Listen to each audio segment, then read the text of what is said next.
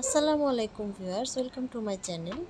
আমি আজিজুন নাহার আজ আপনাদের সাথে শেয়ার করব করলা দিয়ে চিংড়ি মাছের হালকা ঝোল।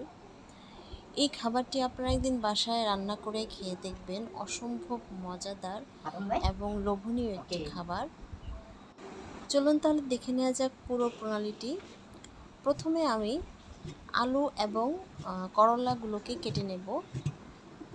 করলাটাকে কাটবো আমি গোল গোল করে, এবং মাঝখানে যে সাদা অংশটা এবং বিচিটা আছে সেটা আমি ফেলে দেব।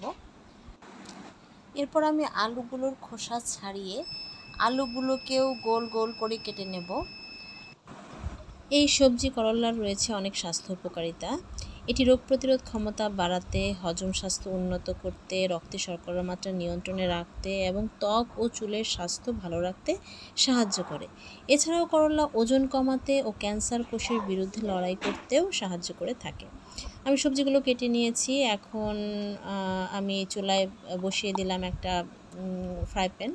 এখন এখানে আমি নিয়ে নিচ্ছি আধা কাপের মতো তেল। তারপর আমি এখানে দিয়ে দিচ্ছি কিছু পেঁয়াজ কুচি, হাফ কাপ পরিমাণ পেঁয়াজ কুচি।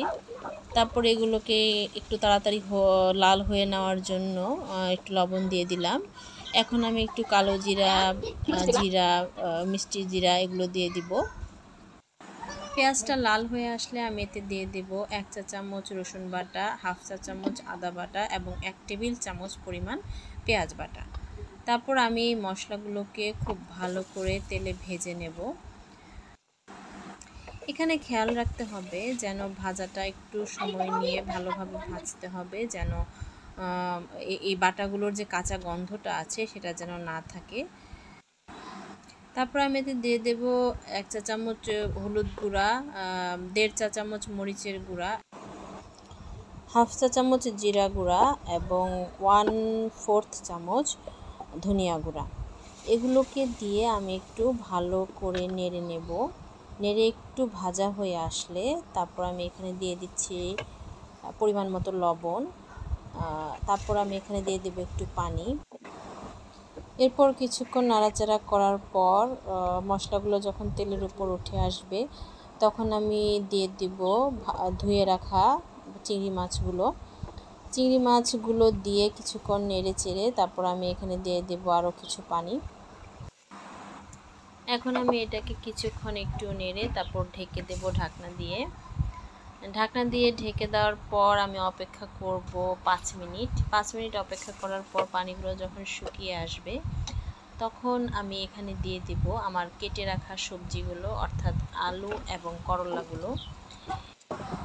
এগুলোকে দিয়ে আমি কিছুক্ষণ নেড়ে চেড়ে আবার ঢেকে দেব ঢাকনা দিয়ে কিছুক্ষণ ঢেকে রাখার পর আগে আমি এটাতে পানি অ্যাড করব না, কারণ করলা এবং আলু থেকে কিছু পানি বের হয়ে আসবে। সেই পানিটা বের হয়ে এসে যখন শুকিয়ে যাবে তখন আমি এখানে দিয়ে দেব 1 কাপ পরিমাণ পানি। পানিটা দেওয়ার পর তারপর আমি আবার ঢাকনা দিয়ে ঢেকে দেব এবং অপেক্ষা করব এই পানিটা শুকিয়ে যাবার পর। এই পানিটা শুকিয়ে আসলে তখন সবজিগুলো সিদ্ধ হয়ে যাবে, অলমোস্ট 90% সিদ্ধ হয়ে যাবে।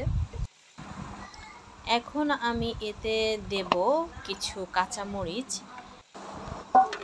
এবং 1 কাপ পরিমাণ পানি। এই পানিটা দিয়ে আমি কিছুক্ষণ নেড়ে চেড়ে আবার ঢেকে দেব। এরপর কিছুক্ষণ চুলায় থাকার পর যতটুকু ঝোল আমি রাখতে চাই ততটুকু হয়ে আসলে তারপর আমি চুলাটাকে অফ করে দেব। এখন দেখতে পাচ্ছেন আপনারা এর ফাইনাল লুকটা কতটা সুন্দর হয়েছে এবং এটা খেতেও চমৎকারই গরমে।